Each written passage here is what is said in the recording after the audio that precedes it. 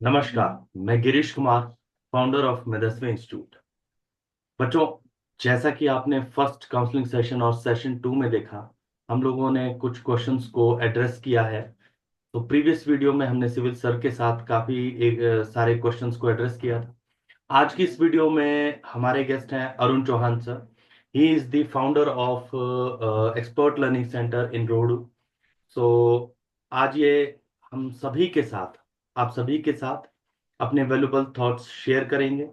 तो अरुण चौहान सर, आपका स्वागत है हमारे यूट्यूब चैनल, हमारे इंस्टाग्राम और हमारे फेसबुक चैनल पर। आप बताइए, आप। बहुत बहुत धन्यवाद। Thank you so much. Thank you so much sir, thank you so much. आप का बहुत बहुत धन्यवाद। आपने अपने कीमती समय से हमारे लिए कुछ समय निकाला, हमारे बच्चों के लिए समय निकाला।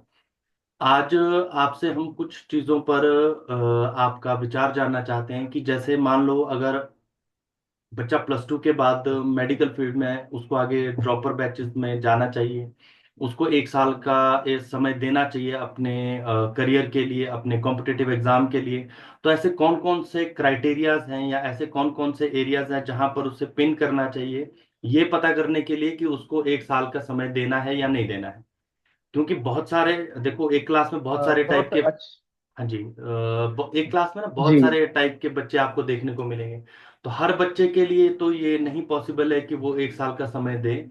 लेकिन वो बच्चा खुद को कैसे पहचाने, खुद की असेसमेंट कैसे करे कि उसको आने वाले समय में 1 साल का समय उसको अपने करियर के लिए, अपनी कोचिंग वगैरह के लिए देना चाहिए। तो इस पर आप अपने थॉट्स हमारे साथ शेयर करें please. Thank you so much for very valuable question regarding the counselling of the students. तो गिरीश जी, मुझे ऐसा लगता है कि बहुत सारे पेरेंट्स से बात होती है, बहुत सारे स्टूडेंट से बात होती है जो कि नीट के लिए जी जी प्रिपेयर करते हैं, जेई के लिए प्रिपेयर करते हैं। जी। तो काफी बातचीत करने के बाद और अपनी जितना भी मुझे एक्सपीरियंस है उससे मुझे ये लगता है कि किसी भी बच्चे को जो कि मेडिकल स्ट्रीम या नॉन मेडिकल स्ट्रीम जिसने रखी है, जी। बहुत कम स्टूडेंट ऐसे होते हैं जो कि सोच समझ के ये स्ट्रीम रखते हैं। बाकी करेक्ट। तो सोसाइटी के प्रेशर में या फिर पेरेंट्स ने बोल दिया नहीं आप साइंस स्ट्रीम में जाओ, ये अच्छा है, इसलिए रखते हैं।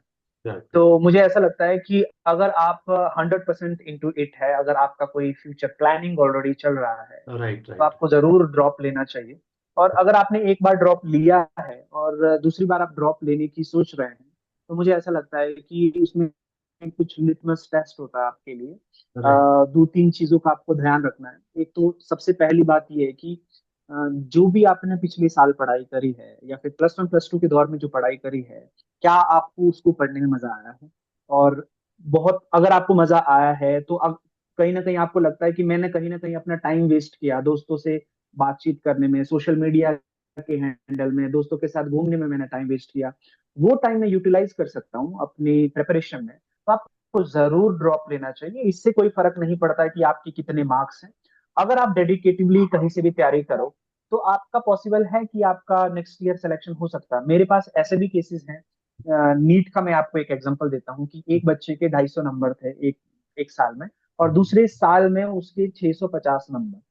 तो ये आपके ऊपर सबसे अमेजिंग। पहले ये डिपेंड करता है कि क्या आप पढ़ने के लिए बिल्कुल रेडी हैं कि नहीं है।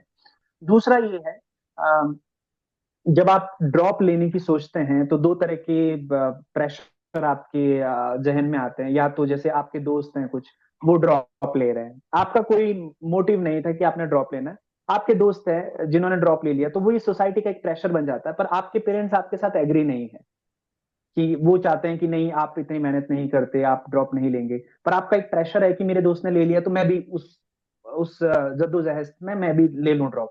दूसरा ये होता है कि आपके पेरेंट रेडी हैं पर आपके जो आसपास के दोस्त हैं वो नहीं लेते। तो इस केस में आपको क्या करना है, अगर आप 100% इंटू इट नहीं है कि मैंने तैयारी करनी है, आपको पढ़ाई में मजा आ ही नहीं रहा है, पिछले एक साल से आपको कोई भी मजा नहीं आया, तो आपको मुझे मेरे हिसाब से ड्रॉप नहीं लेना चाहिए। ओके। तीसरा केस ये होता है कि अगर आपने एक बार ड्रॉप ले लिया है और पहली बार आपके मार्क्स 250 नंबर थे, फॉर एग्जाम्पल 720 में से, फिर आपके 350 या 400 हुए, और आपको लगता है कि अभी मेरी कुछ मेहनत और बची है, मुझे लेना चाहिए ड्रॉप, और अगली साल अगर मेरा इस बार प्राइवेट में सिलेक्शन हो रहा है या फिर डेंटल में सिलेक्शन हो रहा है, या फिर आप जेई की अगर बात करें तो फिर एनआईटी में आपका सिलेक्शन हो रहा है, अगली बार आप चाहते हैं कि आप बेहतर करें, और आप कर सकते हैं, और आपको लगता है कि मैंने ये गलतियां करी है पूरे साल में और इसको मैं ठीक करना चाहता हूँ, तो आपको जरूर ड्रॉप लेना चाहिए। और इसके बाद भी ऐसा हो सकता है कि आपका सिलेक्शन ना हो, पर मुझे अपने एक्सपीरियंस से ऐसा लगता है, अगर आप उस समय ड्रॉप लेते हैं एक अच्छे सिलेक्शन के लिए, पूरी जद्दोजहद से मेहनत करते हैं, अगर आपका सिलेक्शन नहीं भी होगा तो जिंदगी में कुछ ना कुछ बहुत बेहतर करेंगे आप।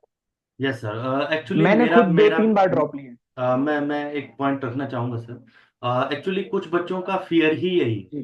कि वो समझते हैं कि अगर मान लो मैंने ड्रॉप हम्म। लिया भी, अपना एक पूरा साल मैंने इस फील्ड को दिया, लेकिन अगर फिर भी मेरा इस फील्ड में जी। नहीं हुआ, जी। तो वो ये समझते हैं कि ये जो मेरा जो एक साल है ये जो है वो खराब हो जाएगा, मतलब इसका कोई लॉजिक नहीं बना, या इससे हमें कुछ गेन करने बिल्कुल। को नहीं मिलेगा। तो इस पर आप बच्चों बिल्कुल। से क्या कहना चाहते हैं कि अगर आपका हम्म। सिलेक्शन नहीं भी होता है तो आप एक्चुअली में क्या गेन कर रहे हैं? हम्म।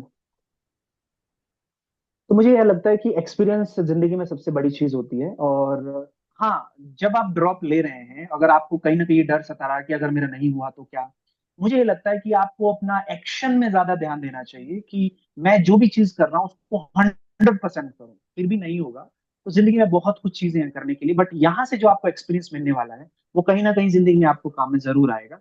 तो जिस भी अगर आप ड्रॉप ले रहे हैं, चाहे नीट नीट के लिए ड्रॉप ले रहे हैं, चाहे जेई के लिए ड्रॉप ले रहे हैं, या किसी अदर एग्जाम के लिए भी जब आप ड्रॉप ले रहे हैं, तो आपको ये जहन में रखना चाहिए कि जो काम आप कर रहे हैं उसमें 100% अगर आप देंगे, तो अभी अगर सिलेक्शन नहीं भी होगा तो जिंदगी में कहीं ना कहीं वो जरूर आपके काम बिल्कुल। जरूर आए। ये मेरे एक्सपीरियंस से मैं बता जी रहा जी। धन्यवाद सर, हूँ। जी। आपके अपने वैल्यूबल थॉट्स हमारे और हमारे बच्चों के साथ शेयर करने के लिए। आई होप हम आपसे जल्द मुलाकात करेंगे। टिल देन आप अपने नेक्स्ट सेशन में मैं आपके साथ फिर से कुछ क्वेश्चंस को लेकर जरूर आऊंगा, तो विद इन 2-3 डेज हम फिर से आपसे मिलेंगे। जी। और हम अपने कुछ ठीक है। अपने क्वेश्चंस आपके सामने रखेंगे, जो जो भी आपके विचार हैं उन क्वेश्चंस को रिलेटेड आप हमारे स्टूडेंट से उस टाइम शेयर कर सकते हैं। आज के लिए हमारे बच्चों के लिए जो हम क्वेश्चन लेकर आए थे, आई होप सभी बच्चों को ये क्लियर हो गए होंगे। और अगर फिर भी आप बच्चों में से किसी के भी जो डाउट्स हैं अगर आपके हैं, तो आप हमारे कमेंट सेक्शन में, फिर चाहे आप ये वीडियो यूट्यूब, इंस्टाग्राम और हमारे फेसबुक पेज कहीं भी देख रहे हो, आप कमेंट सेक्शन पे अपने क्वेश्चंस लिख सकते हैं। हम नेक्स्ट सेशन में अरुण सर से उन्हीं क्वेश्चंस को डिस्कस जरूर करेंगे। टिल देन हमें सुनने के लिए धन्यवाद। आई होप हमने आपकी कुछ हेल्प तो जरूर करी होगी। Thank you so much, thank you so much Arun sir, thank you so much. Thank धन्यवाद you, thank you so much, thank you so धन्य मच फॉर हैविंग मी। धन्य धन्य।